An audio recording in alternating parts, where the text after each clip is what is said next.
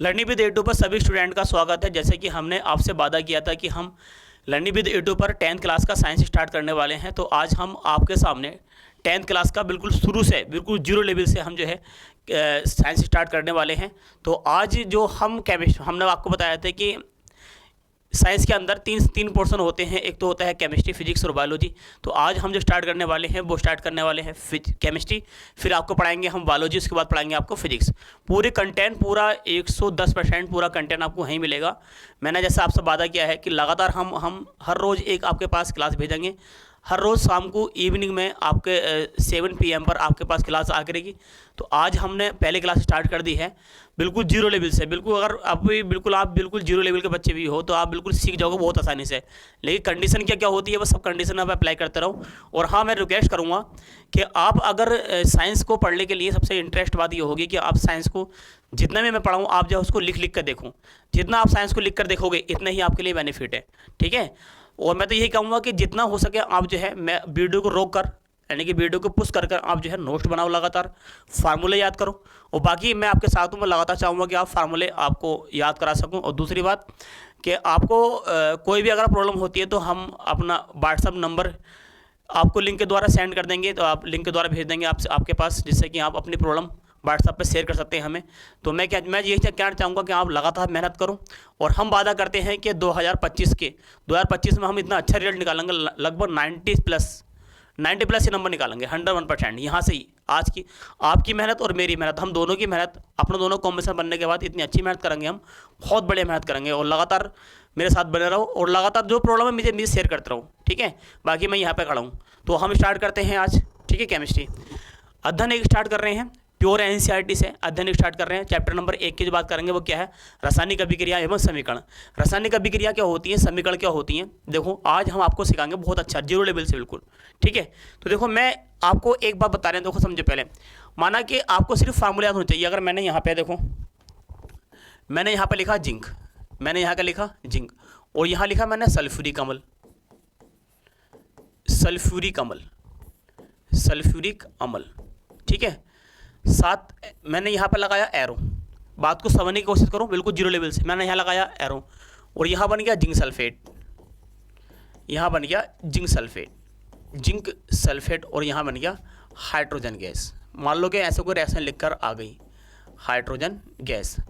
बस बोर्ड के पर्पज से आपके जो सिलेबस है वो इतनी होता है कि कोई भी केमिकल रिएक्शन दे रखी होती है, रासायनिक अभिक्रिया दे रखी होती है, उसको जो है केमिस्ट्री ऐसे लिख कर दे देगा वो। एक रिएक्शन नहीं, 2 रिएक्शन नहीं, 10-20 रिएक्शन नहीं, 100-150 रिएक्शन कराएंगे आपको बिल्कुल सिखाएंगे। 100-150 रिएक्शन पर हम आपको सिखाएंगे बिल्कुल जीरो लेवल से। तो ऐसा कोई कंडीशन दे रही होगी उसने, वो कहेगा कि इसके प्रतीक यानी कि सभी अणुसूत्र लिखो, यानी कि इस रिएक्शन को कंप्लीट करो। अणुसूत्र लिखकर फिर रिएक्शन क्या करना, कंप्लीट करना है, यानी कि संतुलित करना है। तो सबसे पहले बड़ी बात ये होती है कि रिएक्शन में जो लिख रखा होता है, ये हिंदी में जो लिख रखा होता है, इसका सूत्र कैसे याद होते हैं, सबसे बड़ी बात ये होती है।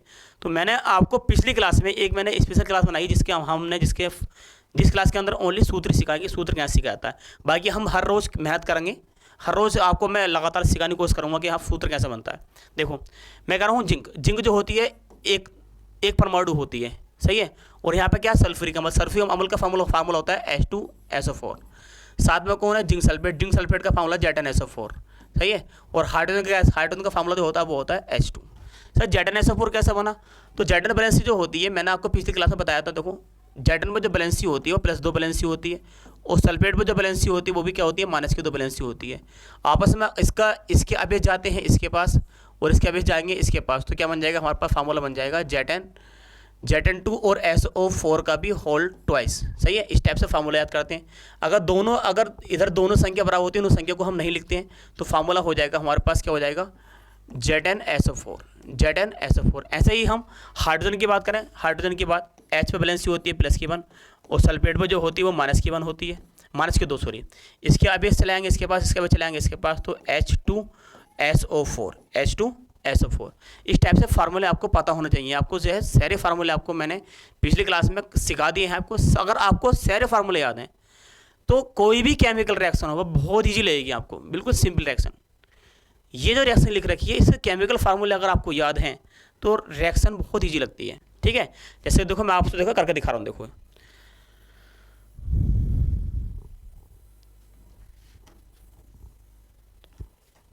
देखते हैं, देखो ऐसा करके देखते हैं।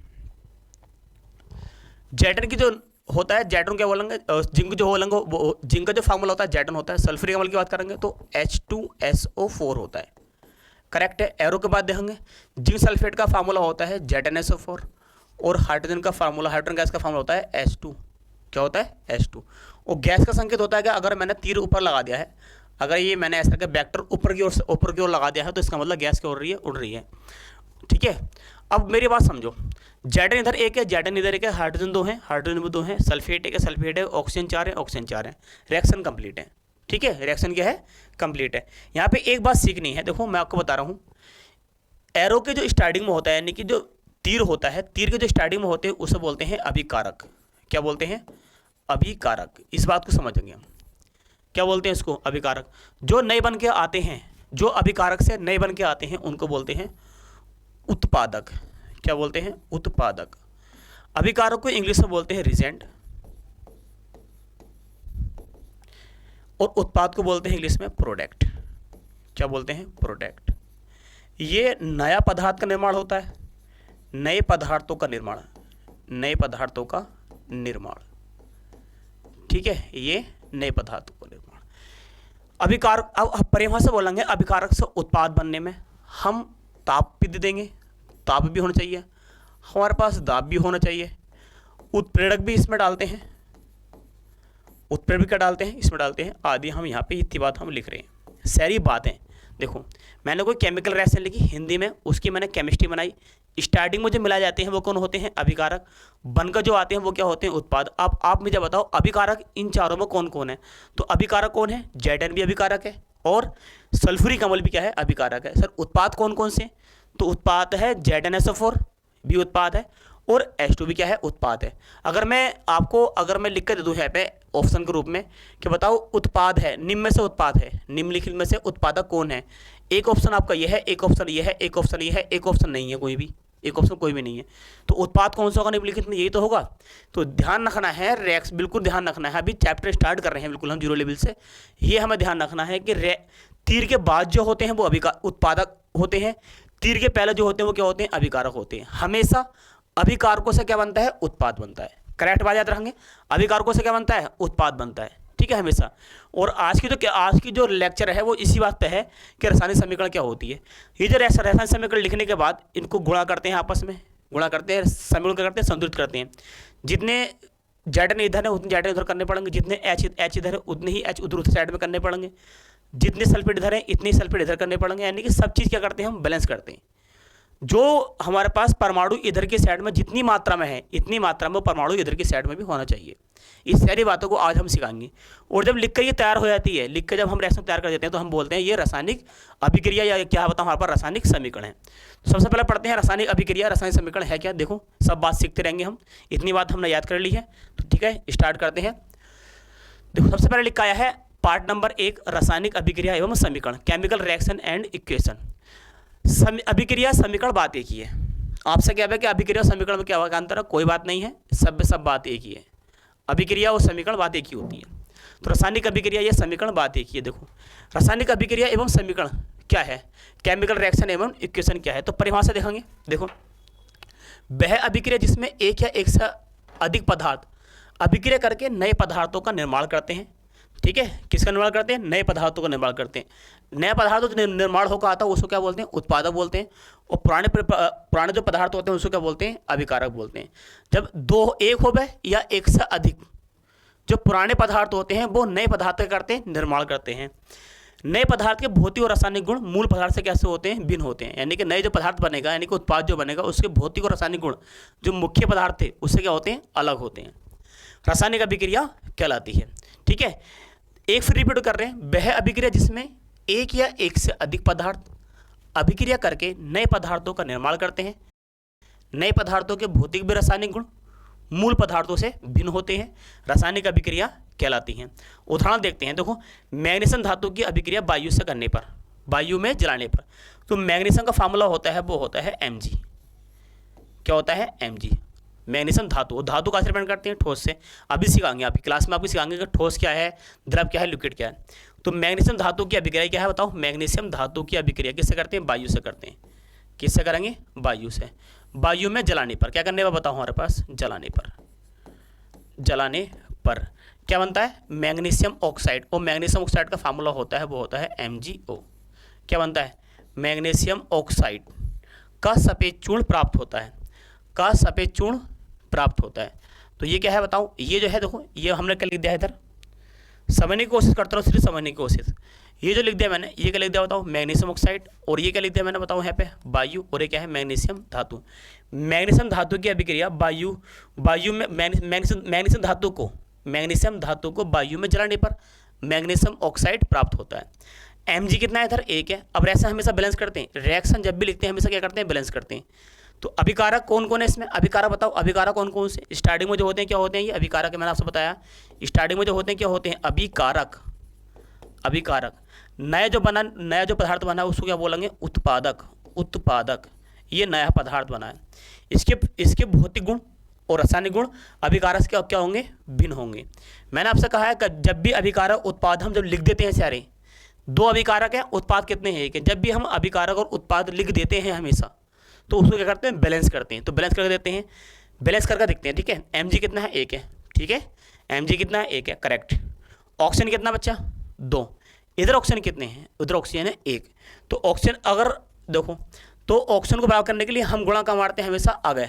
गुणा जो मारेंगे किसी भी उत्पाद या अभिकारक या कोई भी फार्मूला होता है, गुणा जो लगती है हमेशा कहाँ लगती है? उसके आगे। यौगिक है, इसका आगे लगती है, गुणा लगाती। ठीक है, तो Mg कितने हो गए सर? Mg इधर 2 हो गए, इधर Mg कितना? 1 है। तो यहाँ भी हम 2 से गुणा मार देंगे। ठीक है, अब Mg कितने हैं इधर की साइड में? Mg कितने हैं? 2। इस साइड में देखो Mg कितने हैं? वो भी 2 हैं। ऑक्सीजन कितने हैं? 2। तो ऑक्सीजन भी कितने हैं? 2 हैं। रिएक्शन क्या हो गई बताओ?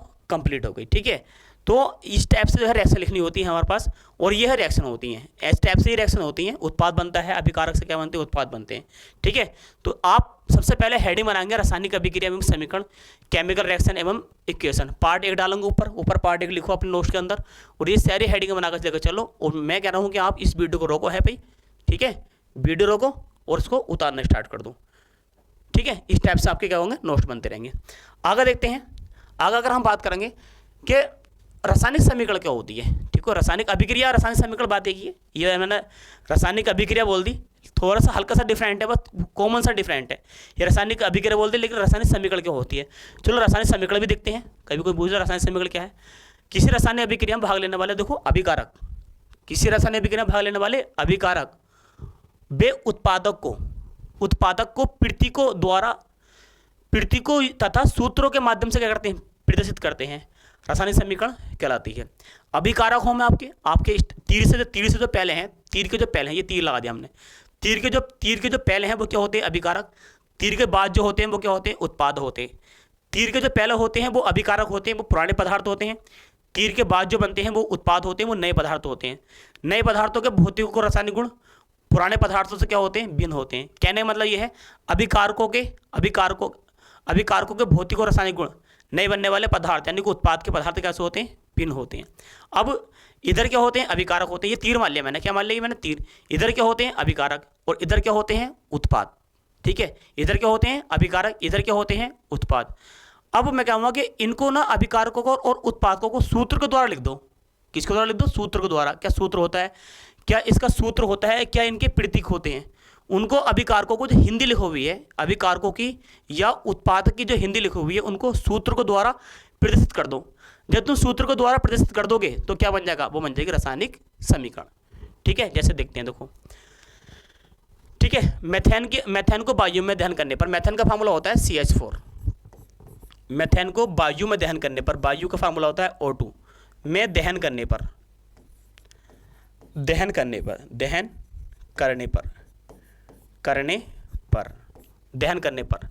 कार्बन डाइऑक्साइड का फार्मूला होता है CO2 और जल बनता है और H2O।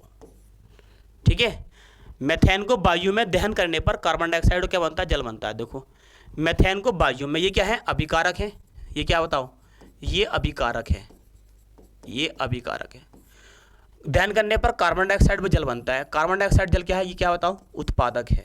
क्या है? उत्पादक।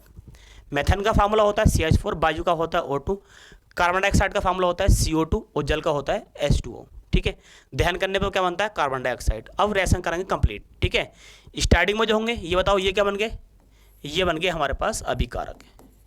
क्या होगा ये, अभिकारक। और ये जो बन गए ये क्या है बताओ, ये हैं उत्पादक। ये क्या है, उत्पादक, ठीक है। अभिकारकों से उत्पाद बनना, या अभिकारकों को देखो परिभाषा क्या लिख रही है, रासायनिक अभिक्रिया में, ये रासायनिक अभिक्रिया कोई रासायनिक अभिक्रिया में भाग लेने वाले अभिकारक या उत्पादक को सूत्रों द्वारा या प्रतीकों द्वारा क्या करते हैं, प्रदर्शित करते हैं, ठीक है।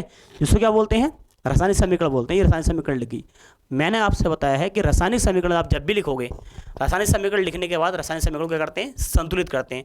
तो हम देखते हैं संतुलित करके, कार्बन कितना है, एक, कार्बन कितना है, एक कंप्लीट है, ठीक है। आगे देखो, हाइड्रोजन कितने हैं, 4, इधर हाइड्रोजन कितने हैं, 2, तो हम 2 से गुणा मार देंगे, हाइड्रोजन कितने हो जाएंगे, 4 हो जाएंगे। कितने हाइड्रोजन हो जाएंगे, देखो हाइड्रोजन हो गए 4, करेक्ट। इधर भी हाइड्रोजन कितने हैं, इधर भी हाइड्रोजन कितने हैं, 4। कार्बन की बात करेंगे तो कार्बन इधर कितना है, कार्बन है 1, तो इधर भी कार्बन कितना है, कार्बन इधर भी है 1, सही है। ऑक्सीजन की बात करें, किसकी बात करें, देखो ऑक्सीजन की अगर बात करेंगे तो इधर जो ऑक्सीजन है, ऑक्सीजन कितने, देखो पहले इधर गिन लो, इधर ऑक्सीजन 2 हैं, इधर ऑक्सीजन कितने, 2 यहाँ पर हैं, और 2 ऑक्सीजन यहाँ पर हैं, और 2 ऑक्सीजन यहाँ पर, 2 ऑक्सीजन यहाँ पर है, क्योंकि गुणा यहाँ लग रही है इससे, इसकी गुणा यहाँ लग रही है, तो 2 ऑक्सीजन यहाँ पर है, 2 ऑक्सीजन, तो टोटल ऑक्सीजन कितने हैं, टोटल ऑक्सीजन इधर 4, लेकिन इधर ऑक्सीजन कितने हैं, 2, तो हम यहाँ कितने गुणा मार देंगे, 2 से गुणा मार देंगे, तो यहाँ भी ऑक्सीजन कितने हो गए, 4। अब दूसरा का रिपीट करते हैं, देखो दूसरा का रिपीट करते हैं बात को, ठीक है। इधर कार्बन कितने हैं, 1, तो इधर भी कार्बन कितना है, 1। हाइड्रोजन कितने हैं बताओ, हाइड्रोजन कितने हैं, 4, तो यहाँ भी हाइड्रोजन कितने हैं, 4। ऑक्सीजन कितने हैं, 4, तो 2 ऑक्सीजन यहाँ पर हैं और 2 ऑक्सीजन यहाँ पर हैं, इसी गुणा से हो रही है, ठीक है। इस टाइप से हम केमिकल रिएक्शन क्या करते हैं, हम केमिकल रिएक्शन क्या करते हैं, इस टाइप से, देखो इस टाइप से हम केमिकल रिएक्शन करते हैं संतुलित, ठीक है। इस टाइप से हमें जो है सारी बातें हमें ध्यान रखनी है बहुत अच्छी तरीके से, ठीक है।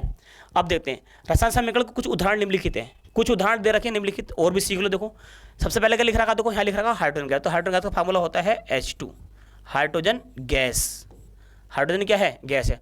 चलो अभी जो है हम इस संकेतों को लिखना रहे हैं कि गैस है, ये क्या है, मैंने ऐसे लिख दिया, हाइड्रोजन क्या है, हाइड्रोजन गैस है, और साथ में कौन है, क्लोरीन, क्लोरीन का फार्मूला होता है Cl2, क्या बन के आएगा, तो बन के आएगा हाइड्रोजन क्लोराइड, हाइड्रोजन क्लोराइड, ठीक है, हाइड्रोजन क्लोराइड। बच्चे अगर मैं इस टाइप से लिख दूंगा, देखो हाइड्रोजन क्या है, गैस है, क्लोरीन, क्लोरीन भी क्या है, गैस है, हाइड्रोजन क्लोराइड भी क्या है, गैस है।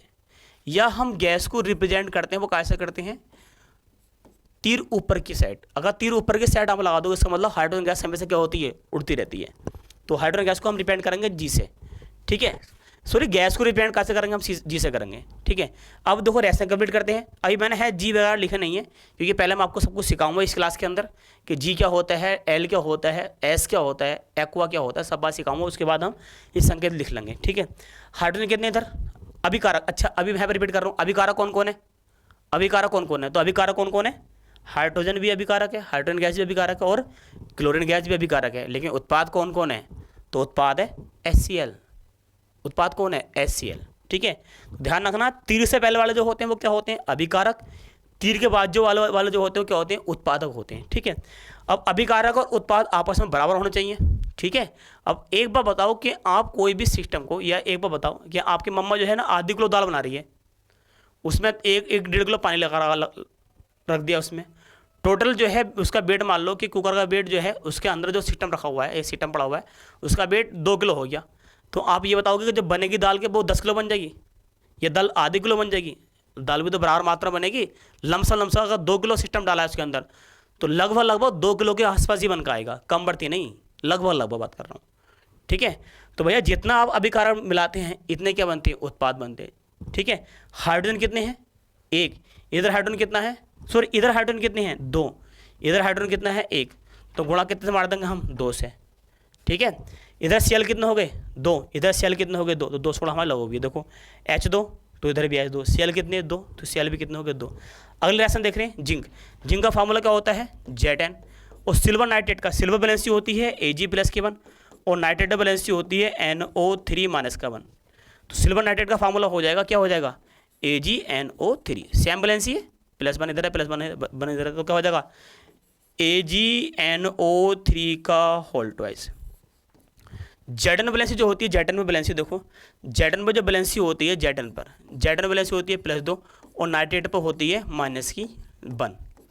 फार्मूले की बात करेंगे तो ये वाले पे चले जाएंगे इसके पास, और जबकि ये वाले पे चले जाएंगे इसके पास, तो क्या बन जाएगा ZnNO3 का होल ट्वाइस। तो जिंक सल्फेट का, जिंक नाइट्रेट का फार्मूला क्या हो गया, तो जिंक नाइट्रेट का फार्मूला हो गया ZnNO3 का whole twice plus silver. Silver का फार्मूला क्या होता है Ag।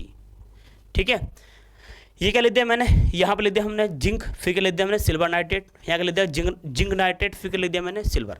करेक्ट है। अब रिएक्शन कंप्लीट करते हैं। अभिकारक कौन कौन है बताओ जल्दी से, अभिकारक कौन कौन है, तो अभिकारक जिंक है और अभिकारक कौन है सिल्वर नाइट्रेट। उत्पाद कौन कौन है, जिंक नाइट्रेट प्लस कौन है सिल्वर। ठीक है, रिएक्शन कंप्लीट करेंगे। देखो रिएक्शन कंप्लीट करेंगे तो हम क्या करेंगे, गुणा मारेंगे। जेडन कितना है 1, जेडन कितना है 1, और NO3 कितने हैं NO3 इधर कितने हैं 1, उधर NO3 कितने हैं 2, तो हम गुणा मार देंगे यहाँ 2 से। सिल्वर से भी गुणा है कितने से मार देंगे 2 से। ठीक है, जेडन 1 Ag कितने 2, तो Ag भी कितने 2, N कितने, देखो N भी कितने यहाँ पे 2, तो यहाँ भी N कितने हैं, देखो N यहाँ भी कितने हैं 2।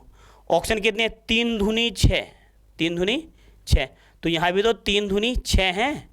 देखो रिएक्शन कंप्लीट करो, सबसे बड़ी बात है रिएक्शन कंप्लीट करना। ठीक है, तो ये 2 मैंने आपको लैंग्वेज पढ़ा दी है, एक पढ़ा दिया मैंने रासायनिक अभिक्रिया किसे कहते हैं, और दूसरे नंबर पढ़ा दिया मैंने रासायनिक समीकरण किसे कहते हैं। अभिक्रिया नए पदार्थों, पुराने पदार्थों से नए पदार्थों का बनना अभिक्रिया कहलाता है, और उन्हीं नए पदार्थों, पुराने नए पदार्थों, नए पदार्थों, पुराने पदार्थों और नए पदार्थों, पुराने पदार्थों और नए पदार्थों को एक सूत्र के द्वारा प्रदर्शित करते हैं, उन सूत्रों को बराबर करते हैं, उसके बाद जो बनकर आती है उसे क्या बोलते हैं रासायनिक समीकरण। यानी कि ये सब क्या लिख रखी हैं, ये सब क्या लिख रखी हैं, ये हैं सब रासायनिक समीकरण। अब बात चलती है कि सर रासायनिक समीकरण कैसे लिखते हैं, तो रासायनिक समीकरण लिखने की मैं आपको 6-7 वो बताते हैं, मेथड बताते हैं।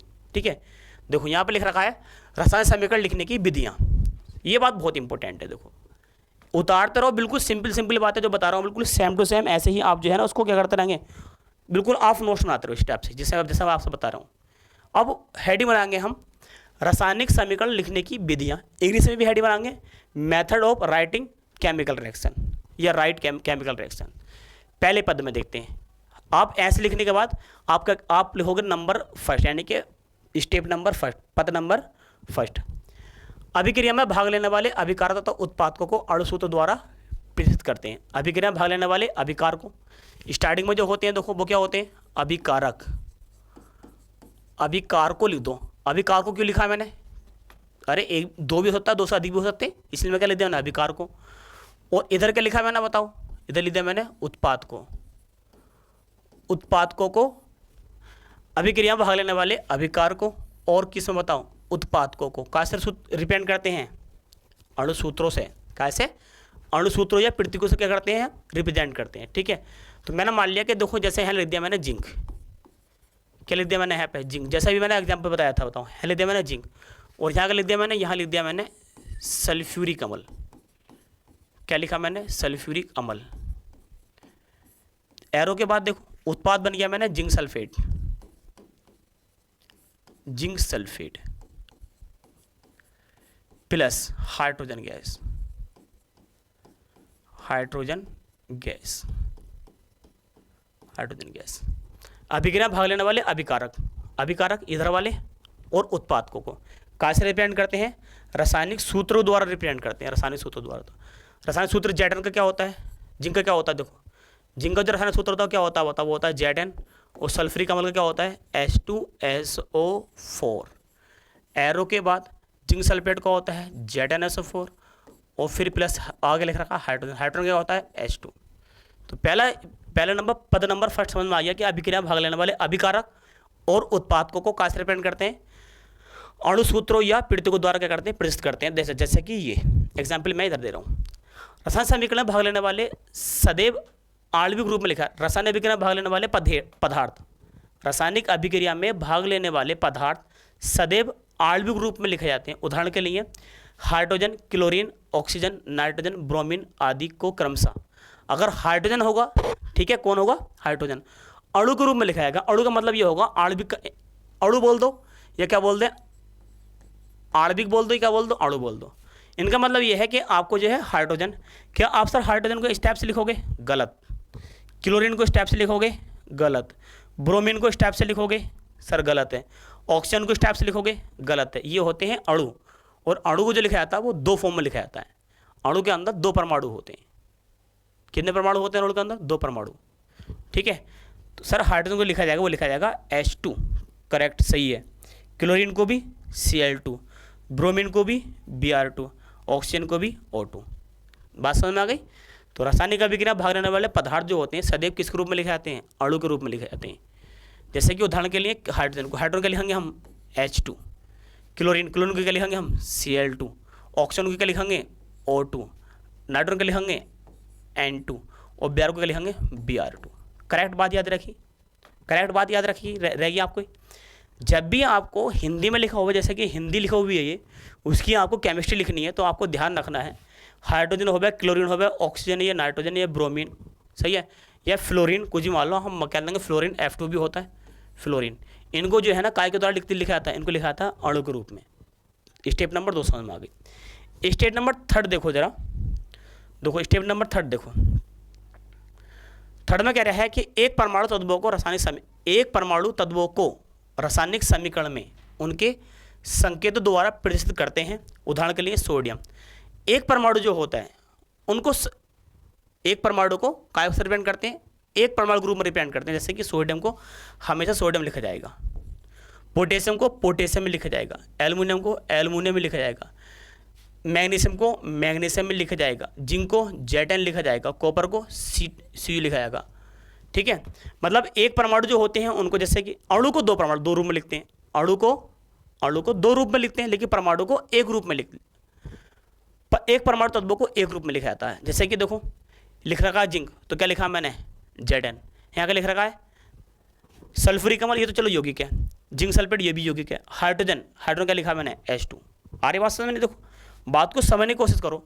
ये जो मैंने यहाँ पर लिखा है, ये जो मैंने रिएक्शन लिखी है, तो जिंक क्या है? एक परमाणु, तो मैं कह लीजिए Zn, लेकिन हाइड्रोजन क्या है? दो परमाणु, क्या लिखा मैंने? H2। याद रखेंगे। पॉइंट नंबर 3, किसी भी अभिक्रिया में भाग लेने वाले अभिकारकों में उत्पादकों के मध्य, हाँ, अभिकारकों एवं उत्पादकों में परिवर्तन को इनके मध्य तीर का चिन्ह लगा कर प्रदर्शित करते हैं। सीधी सी बात है, आपका अभिकारकों में या उत्पादों में उनके मध्य किस चीज़ से रिप्रेजेंट करते हैं? उनके मध्य जो रिप्रेजेंट करेंगे, यानी कि इनके मध्य क्या लाएंगे हम? तीर लाएंगे। तीर ये बताता है, मान लो कि ये तीर है, तीर ये बताता है कि इधर की साइड में जो है मेरे तीर बता रहा है कि मेरी पूंछ पर जितने भी इधर की साइड है वो क्या है? अभिकारक, और मेरे मुंह के आगे जितने भी वो क्या हैं? उत्पादक। ठीक है, इधर क्या है? अभिकारक, इधर क्या है? उत्पादक। तो अभिकारकों और उत्पादकों के मध्य एक तीर के द्वारा क्या करते हैं? हम प्रदर्शित करते हैं। ठीक है, पॉइंट नंबर 4 हो गया। पॉइंट नंबर 5 देखें, रासायनिक समीकरण में भाग लेने वाले दो या दो से अधिक अभिकारकों या उत्पादकों के मध्य, अभिकारकों या उत्पादकों के मध्य, ठीक है, धनात्मक चिन्ह लगाते हैं। कितने अभिकारक है बच्चे? देखिए जरा, कितने अभिकारक हैं? देखो कितने अभिकारक है? 2। उत्पाद कितने हैं? 2। ठीक है, एक अभिकारक ये है, एक अभिकारक ये है, एक उत्पाद ये है, एक उत्पाद क्या है। अगर 2 अभिकारकों में या 2 ही उत्पादों में, तो उनके मध्य क्या चिन्ह लाएंगे हम? तो हम उनके मध्य लाएंगे प्लस चिन्ह। जब अभिकारकों की संख्या ज़्यादा होवे, उत्पाद की संख्या ज़्यादा होवे, 2 अभिकारकों में 2 ही उत्पादों में, 3 अभिकारकों में 3 ही उत्पादों में, 4 अभिकारकों में, कुछ भी मान लो, अभिकारकों की संख्या या उत्पादकों की संख्या जब 2 से अधिक बढ़ेगी तो उनके मध्य क्या लाएंगे? प्लस चिन्ह। जैसे कि मैंने Zn और H2SO4 के मध्य 2 अभिकारक हैं। कितने अभिकारक हैं? 2 अभिकारक, तो उनके मध्य क्या लगाया मैंने? प्लस लगाया। उत्पाद कितने हैं? 2 उत्पाद। कौन कौन से हैं? Zn, एक कौन सा है? हाइड्रोजन गैस, तो उनके मध्य क्या लगाया मैंने? प्लस लगाया। तो 2 या 2 से अधिक अभिकारकों में या उत्पादों में, तो उनके मध्य उनके मध्य क्या लगाते हैं? प्लस चिन्ह लगाते हैं। ठीक है, पॉइंट नंबर 5 ये बता रहा है। पॉइंट नंबर 6 पर आ जाए मैं। देखो, अभिकारकों या उत्पादकों को भौतिक अवस्था के प्रतीक के द्वारा प्रदर्शित करते हैं। जैसे कि देखो, एक बात समझो, भौतिक अवस्था क्या होती है? भौतिक अवस्था क्या होती है? देखो, भौतिक अवस्था की अगर हम बात करेंगे, देखो यहाँ पे लिख दिया मैंने ठोस। ठोस को लिखते हैं इंग्लिश में सॉलिड। ये भौतिक अवस्था है। और सॉलिड को जो रिप्रेजेंट करेंगे, कैसे रिप्रेजेंट करेंगे? वो रिप्रेजेंट करेंगे हम एस से। ठीक है, जैसे कि मैंने आपसे कहा कि मैग्नीशियम जो है, मैग्नीशियम के ब्रैकेट में क्या करते हैं? मैंने ऐसे कर दिया, तो आप बोलोगे कि मैग्नीशियम क्या है? बता, ठोस है। मैग्नीशियम क्या है? ठोस। और ऐसे मैं लिखूँगा द्रव। द्रव को इंग्लिश में बोलते हैं लिक्विड। और लिक्विड को जो रिप्रेजेंट करेंगे वो कहाँ से रिप्रेजेंट करेंगे, एल से। ठीक है, मैंने आपसे कहा H2SO4, H2SO4 बताओ क्या है, लिक्विड है। मैंने कहा H2O, तो H2O क्या है बताओ, L। अगर मैंने L लिख दिया तो L आपका क्या होगा कि सर H2O, यानी कि जल जो होता है क्या होता है, लिक्विड होता है। करेक्ट बात समझ में आ गई। ये जो संकेत मिल रहे हैं ये होती हैं भौतिक अवस्थाएं, चाहे आपके अभिकारकों में या आपके उत्पादों में, उनको हम इस टाइप से लिखते हैं। अगर ब्रैकेट में लिखा हुआ है S तो हम बोलेंगे कि ये ठोस है, और ब्रैकेट में लिखा हुआ है L तो हम बोलेंगे ये द्रव है। ऐसे ही होता है हमारे पास, देखो ऐसे ही हमारे पास क्या होता है, गैस। क्या होता है, गैस। और गैस को लिखते हैं GES। इसको रिप्रेजेंट कैसे करेंगे, G से, या फिर इसको रिप्रेजेंट करेंगे ऊपर तीर ऐसा करके। गैस हमेशा उड़ती है ऊपर को, तो इसलिए तीर को ऊपर लगा देंगे इस टाइप से। ठीक है, जैसे कि मैंने कहा ऑक्सीजन क्या होती है, ऑक्सीजन क्या होती है, गैस होती है। इस टाइप से लिख दो, कोई बात नहीं। ऑक्सीजन क्या है, गैस है। या फिर हम ऐसे लिख देंगे ऑक्सीजन, देखो ऑक्सीजन क्या है, ऊपर को उड़ रही है, ऑक्सीजन क्या है, गैस है। तो गैस को कहाँ से रिप्रेजेंट करेंगे, जी से। ऐसे रिप्रेजेंट करेंगे हम जलीय विलयन, जलीय विलयन। जलीय विलयन को जो लिखते हैं इंग्लिश में वो लिखते हैं aqua solution, aqua solution. Aqua solution का मतलब हो गया, ब्रैकेट लिखेंगे AQ। AQ का मतलब होता है जलीय विलयन। जैसे कि मैंने आपसे कहा NaOH, सोडियम हाइड्रोक्साइड, और ब्रैकेट में लिख दिया मैंने AQ। आप बोलोगे सोडियम हाइड्रोक्साइड का जलीय विलयन। तो AQ का मतलब क्या होता है, जलीय विलयन। G का मतलब क्या होता है, गैस। L का मतलब क्या होता है, लिक्विड। और S का मतलब क्या होता है, बताओ, ठोस। ऐसे ही अगर मैं एक बात तो लिखूँ, देखो ऐसे ही अगर मैं देखूँ यहाँ पे एक बात तो करूँगा। अगर मैंने आपसे कहा कि एल्कोहलिक, लिखो मिलेगा आपको बड़ी बड़ी क्लासों में, एल्कोहलिक, एल्कोहलिक। एल्कोहलिक की अगर हम बात करेंगे, एल्कोहलिक, एल्कोहलिक, एल्कोहलिक को बोलेंगे ALC। क्या बोलेंगे, ALC। सही है। एल्कोहलिक माने शराब की फॉर्म वाली कंडीशन। कौन सी फॉर्म वाली कंडीशन, शराब की फॉर्म वाली कंडीशन। जैसे कि फॉर एग्जाम्पल मैंने यहाँ लिखा, देखो मैंने यहाँ लिखा C2H5OH, जिसका नाम होता है एथिल अल्कोहल, और यहाँ लिख दिया मैंने AQ। क्या लिखा मैंने यहाँ पे, यहाँ लिखा मैंने ALC। क्या लिखा मैंने, ALC। तो आप बोलोगे एथिल अल्कोहल कौन सी अवस्था में, एल्कोहलिक फॉर्म में। ठीक है, कौन सी फॉर्म में, एल्कोहलिक फॉर्म में। तो ध्यान रखा जाएगा, ध्यान रखा जाएगा, बातों को ध्यान रखेंगे। अगर हम अभिकारक के उत्पाद लिख रहे हैं तो उनके मध्य हम जो है ना संकेत दे दे करेंगे कि ये ठोस है, ये क्या चीज़ क्या है। देखो जैसे कि मैं संकेत दे रहा हूँ, ठीक है, मार्कर चेंज करते हैं, मार्कर चेंज करने के बाद संकेत देते हैं। देखो जिंक क्या होती है, जिंक जो होता है, देखो जिंक जो होता है वो क्या होता है, जिंक लिख दिया मैंने। जिंक जो है ठोस है। सल्फ्यूरिक अम्ल क्या है, एक्वा। जिंक सल्फेट क्या है, एक्वा। और हाइड्रोजन क्या है, गैस। ऐसे हम संकेत दे दे करेंगे। ठीक है, आगे ध्यान रखेंगे। देखो आगे चलने हैं। यदि अभिक्रिया उत्क्रमणीय है, उत्क्रमणीय का मतलब क्या हो गया, उत्क्रमण का मतलब ये हो गया अभिक्रिया इधर की साइड में हो जाएगी, अभिक्रिया इधर की भी हो जाएगी। देखो समझो, पहले मैंने कहा अभिक्रिया इधर भी हो जाएगी तो अभिक्रिया इधर भी हो जाएगी, दोनों साइड में हो जाएगी। अगर अभिक्रिया सिर्फ अनुत्क्रमणीय है, अनुत्क्रमित ऐसी होगी, यानी कि ये तीर लग गया तो लग गया। ये पूंछ होती है तो क्या है, मुंह है, यानी कि तीर लगा दिया मैंने। क्या लगा दिया मैंने, ये तीर बना दिया। तो देखो ये क्या है, ये तीर अगर सीधा एक तरफ को ही है, जैसे कि हम अभी तक पढ़ते आ रहे हैं, देखो ये तीर अगर सीधा एक साइड में है, अगर ये तीर एक साइड में है तो उसे बोलेंगे उत्क्रमणीय, सॉरी अनुत्क्रमणीय। क्या बोलेंगे, अनुत्क्रमणीय। इसको बोलेंगे उत्क्रमणीय अभिक्रिया। क्या बोलेंगे, अनुत्क्रमणीय अभिक्रिया। अगर तीर एक तरफ को है और तीर सर दोनों तरफ को हो गया तो आधा इधर को आधा इधर को, तो उसको क्या बोलेंगे, उत्क्रमणीय। क्या बोलेंगे, उत्क्रमणीय। उत्क्रमणीय का मतलब ये होता है कि अभिकारक से उत्पाद बनेगा, उत्पाद से अभिकारक बन सकता है। ठीक है, स्टेप नंबर देखो कि स्टेप नंबर 7 में बता रहा है यदि अभिक्रिया उत्क्रमणीय है, अर्थात बाईं भी है और दाईं दोनों दिशा में हो रही है, बाईं दिशा में हो रही है और दाईं दिशा में, दोनों दिशा में हो रही है, तो दोनों दिशाओं को अर्ध शीर्ष वाले तीर का चिन्ह के द्वारा क्या करते हैं, प्रेस करते हैं। यानी कि आधा तीर वाला जो होता है, आधा शीर्ष वाला तीर जो होता है, आधा तीर का लगा दिया मैंने और आधा तीर का लगा दिया मैंने, ये लगा दिया। तो जब अभिक्रिया उत्क्रमणीय होती है तो उन्हें आधे तीर वाले सिर के द्वारा क्या करते हैं, हम रिप्रेजेंट करते हैं। जैसे कि फॉर एग्जाम्पल ये क्या ले दिया, देखो मैंने ये ले दिया नाइट्रोजन गैस। क्या लिखा मैंने, नाइट्रोजन गैस। यहाँ क्या लिखा मैंने, हाइड्रोजन गैस। क्या लिखा मैंने, हाइड्रोजन गैस। और बनकर जो आया वो क्या बन गया, NH3, यानी कि नाइट्रोजन गैस। मैंने हाथों तो रिएक्शन कंप्लीट भी कर दी। ठीक है, हाइड्रोजन में 300 गुणा मार दिया और अमोनिया में कितने गुणा मार दिया मैंने, 200 गुणा मार दी। तो नाइट्रोजन गैस और हाइड्रोजन गैस से क्या बन जाएगा, अमोनिया गैस। लेकिन अमोनिया गैस से भी क्या बन जाएगा, हाइड्रोजन गैस और नाइट्रोजन गैस। जब अभिकारक से उत्पाद बनता है और उत्पाद से क्या बनता है, अभिकारक बनता है। किसी कोई रिएक्शन हमारे पास 20% 15% केस में ये कंडीशन होगी कि अभिकारक से क्या बना, उत्पाद, उत्पाद से क्या बना, अभिकारक। तो उनको उनके मध्य कौन से तीर लगाएंगे हम, उनके मध्य लगाएंगे अर्ध शीर्ष वाले तीर के, यानी कि स्टेप से हम तीर लगा करेंगे, यानी दोनों टाइप के तीर लगा करेंगे। ठीक है, अब देखो पॉइंट नंबर 8 देखो, पद नंबर 8 देखते हैं। अभिक्रिया परिस्थिति, अभिक्रिया की परिस्थितियां जैसे ताप, दाब तथा उत्प्रेरक को तीर के ऊपर या नीचे लिखकर प्रस्तुत कर दिया किया जाता है, जैसे कि हेबर विद्युत द्वारा अमोनिया का निर्माण। देखो समझो बात को, ये भी बहुत इंपॉर्टेंट बात है, मोस्ट इंपॉर्टेंट बात है। पॉइंट नंबर पद नंबर 8 कह रहा है, देखो ये मैंने लिखा नाइट्रोजन गैस, अभी तो लिखा था मैंने, ये कौन सी गैस लिखी मैंने, नाइट्रोजन गैस है, मान लो 1 मिनट के लिए। ठीक है, और प्लस इधर लिखा मैंने कौन सी गैस, हाइड्रोजन गैस। क्या लिखी मैंने, देखो हाइड्रोजन गैस। और इधर जो मैंने लिखा, ऊपर लिखा मैंने ताप, यहाँ लिखा मैंने दाब, या हमको लिख देंगे उत्प्रेरक। क्या लिखेंगे, उत्प्रेरक। फिर जो बन का आगा वो बन का आगा NH3। क्या बन का आगा, NH3। ठीक है, रिएक्शन NH3 भी क्या होती है, गैस होती है। रिएक्शन कंप्लीट करेंगे 200 गुणा मार देंगे, क्योंकि नाइट्रोजन कितने, इधर 2 हैं, इधर में नाइट्रोजन कितने हैं, 2, हाइड्रोजन कितने हैं, 2, इधर हाइड्रोजन कितने, इधर हाइड्रोजन देखो, हाइड्रोजन कितने हैं, 6। ठीक है, इधर हाइड्रोजन कितने हैं, 6। तो इधर भी हम कितने गुणा मार देंगे, 2 गुणा मार देंगे हम 3 से।